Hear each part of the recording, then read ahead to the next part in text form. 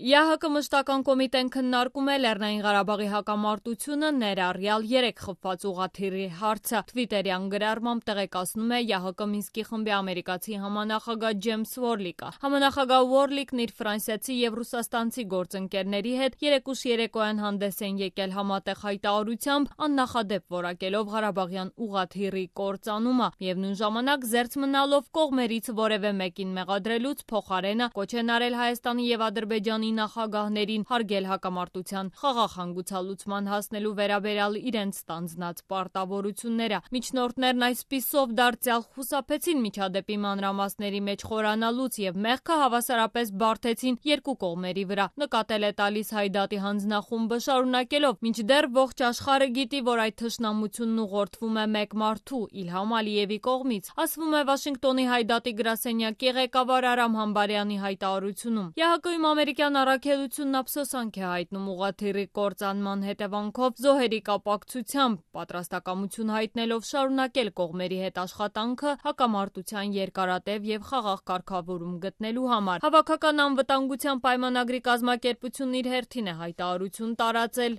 որում սադրիչ է որակում ուղղաթիռի միջադեպը։ Ըստ ՀԱՊԿ գլխավոր քարտուղար Նիկոլայ Բորդյուժայի ուղղաթիռի ոչնչացումը բռնության վտանգավոր դրսևորում է։ Բորդյուժան նկատում է, ծագել է հակամարտությանը հագնացման նոր փուլի վտանգ։ Այդ վտանգավոր միջադեպը սադրում է տարածաշրջանում իրադրության հետագա լարում և խորացնում է մեր մտահոգությունը, նաև հավելել է ռուսաստանցի պաշտոնյան, ով վերջերս էր Հայաստանում հայ-ադրբեջանական սահմանային վիճակի հարցեր քննարկելու և համապատասխան զեկույց պատրաստելու նպատակով։ Միջադեպին անդրադարձել է նաև պաշտոնական Բրյուսելը, կոչ անելով հետաքննել ուղղաթիռի կործանումը։ Կարևոր է, որ կողմերը զսպվածություն ցուցաբերեն և զերծ մնան գործողություններից ու հայտարարություններից, որոնք կարող են սրել իրավիճակը, հայտնում է Եվրամիության պաշտոնական կայքէջը։ Ադրբեջանին և Հայաստանին ուղղված զսպվածության կոչով է հանդես եկել նաև Հյուսիսատլանտյան դաշինքը։ Facebook-ի իր էջում այդ մասին գրել է Հարավային Կովկասում ՆԱՏՕ-ի գլխավոր քարտուղարի հատուկ ներկայացուցիչ Ջեյմս Սափաթուրայը։ Պաշտոնական Վաշինգտոնն էլ վերահաստատում է, Ղարաբաղյան հակամարտությանը ռազմական լուծում լինել չի կարող։ Տեղի ունեցածը ևս մեկ հիշեցում է տարածաշրջանում լարվածությունը նվազեցնելու և հրադադարը հարգելու անհրաժեշտության մասին։ Երեկ Վաշինգտոնում լրագրողներին ասել է Պետդեպարտամենտի խոսնակ Ջեն Փսակին։ Հայդատի հանձնախումբը մինչդեռ Սպիտակ տնից պահանջում է խստագույնս դատապարտել Ադրբեջանին։ Հանձնախումբը վիդեո ուղերձ է տարածել, ակնկալելով ստանալ կոնգրեսականների արձագանքը Ադրբեջանի քայլերի հետ կապված։ Ամերիկացի կոնգրեսական Ադամ Շիֆի պատասխանը չուշացավ։ Անզեն ուղղաթիռի խոցումը ցույց է տալիս Ադրբեջանի կամահրանքը մարդկային կյանքի նկատմամբ և իր ներքին խնդիրներից ուշադրությունը շեղելու նպատակով բռնության սադրիչ գործողություններում ներգրավելու նրա ցանկությունն, ասել է